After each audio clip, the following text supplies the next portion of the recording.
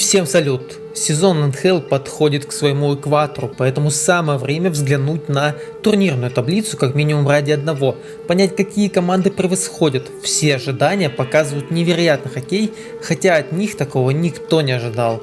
На эту тематику будет серия выпусков, выходить они будут раз в неделю, поэтому подписывайтесь на канал, чтобы не пропустить. Это первая часть, в ней речь пойдет о одной команде, которая меня лично больше всех просто удивила, поэтому ей посвящен прямо отдельный выпуск. Эта команда, как вы поняли по названию и обложке, Winnipeg Jets. Сейчас я за 10 минут, скорее даже быстрее, поведаю вам, какие ожидания от Виннипега были перед началом сезона, благодаря каким факторам Виннипег из записного, если не аутсайдера, то максимум середняка западной конференции, превратился в тот клуб, который на полном серьезе борется за первое место в общей таблице.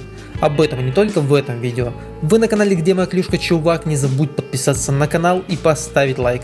Так вы здорово поддерживаете выход действительно качественного контента на хоккейную тематику. И не будете пропускать новые видео на моем канале.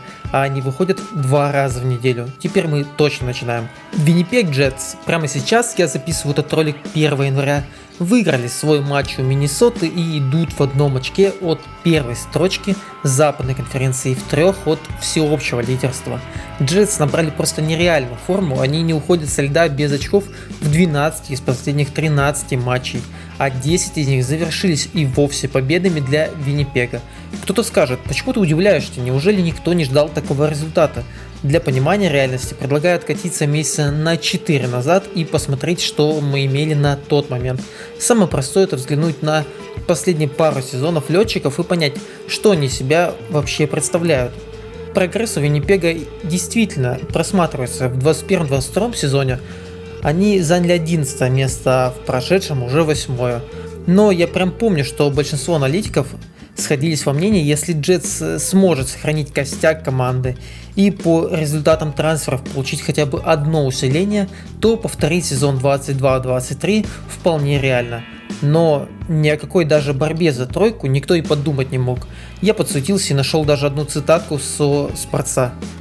Миннесота Вайлд и Winnipeg Jets находятся в процессе становления. Уже хорошо, что они могут надеяться на регулярное попадание в 8 сильнейших на западе, но претендовать на победу в регулярном чемпионате еще рано. Так может, все-таки трансферы случились и лидеров получилось сохранить? Давайте посмотрим. В 2023 году Winnipeg потерял сразу 2 своих лидеров, это Пьер-Люк Дюбуа, довольно молодой и стабильный на тот момент игрок. Окей, с этим еще можно было жить, тем более это был обмен с Лос-Анджелес Кингс на замену Джетс, кое-кого даже смогли получить, об этом я чуть позже расскажу.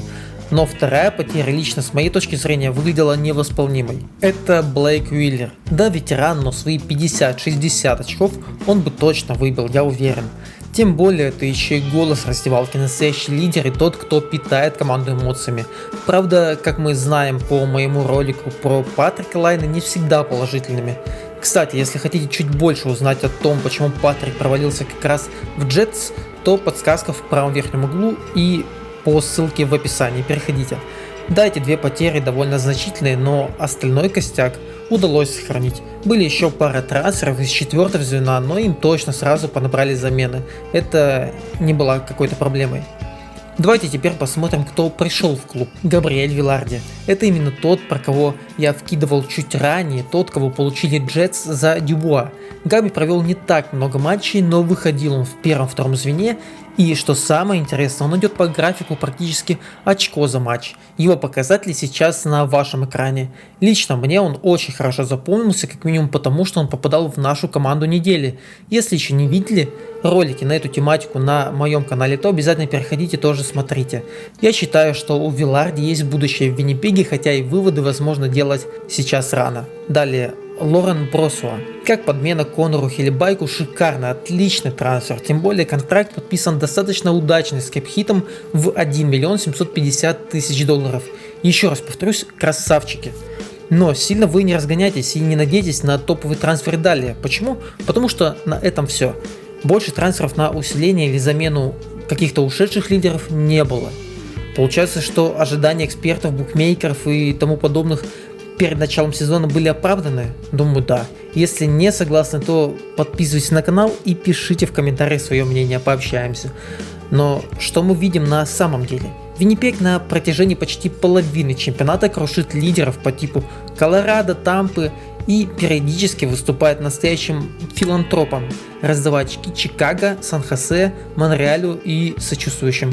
Так в чем же секрет? Во-первых, прошлогодние лидеры, такие как Шайфли, Морриси, Коннор, показывают свой настоящий уровень в плане набора очков, идут по графику прошлого сезона, а то и выше. Во-вторых, это удачное подписание Бросуа.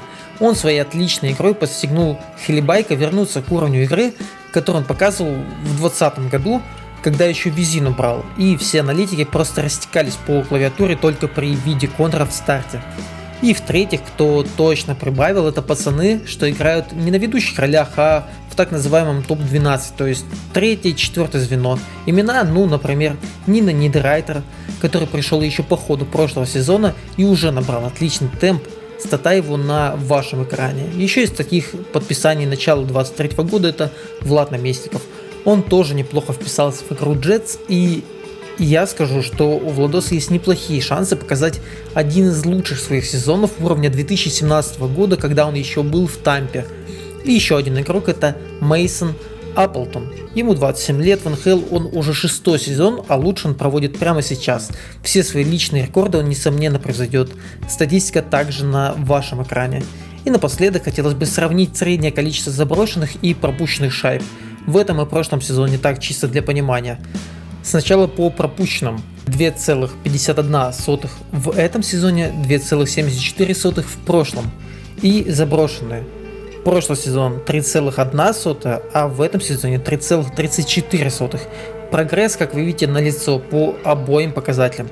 Так что все фанаты Виннипега, возрадуйтесь, клуб как Феникс восстал из пепла, и если все так и продолжится, можно будет и на финал конференции замахнуться, почему бы и нет.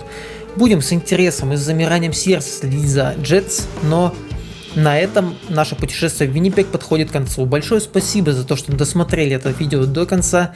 И напоминаю я про подписку на наш канал и лайк. Так вы здорово поддержите мой канал, и я смогу выпускать все более качественный контент. А в комментариях вы можете высказать свое мнение, мы там можем пообщаться. А я с вами прощаюсь, всем больше хоккея.